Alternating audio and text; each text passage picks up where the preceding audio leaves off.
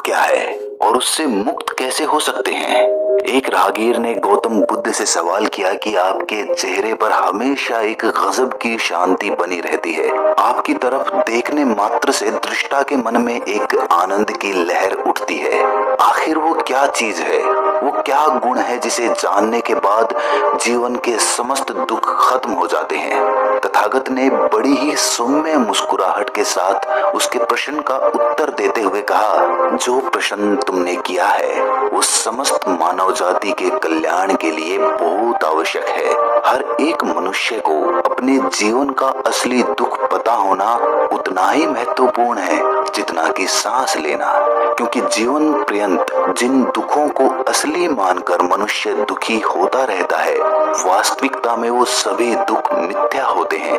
जब तक हम अपने जीवन का असली दुख नहीं समझ सकते, तब तक उस दुख का निवारण भी नहीं खोजा जा सकता।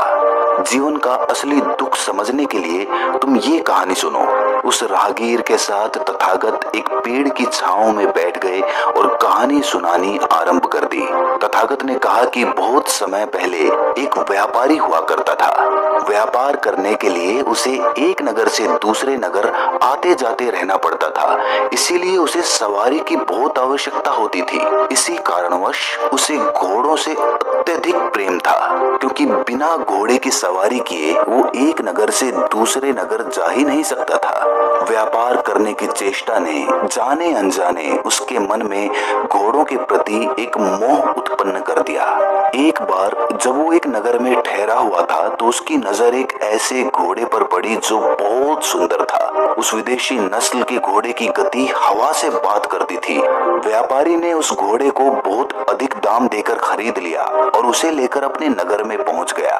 यूं तो अपने दूसरे घोड़ों की देखभाल करने के लिए उसने एक नौकर लगा रखा था, लेकिन इस घोड़े की देखभाल वो खुद करता था। समय पर अच्छे से अच्छा भोजन उसे प्रदान किया जाता, अच्छी तरह से नहलाया जाता।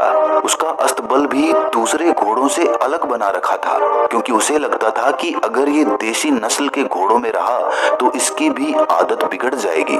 एक बार व्यापारी को किसी काम के लिए दूसरे नगर जाना था।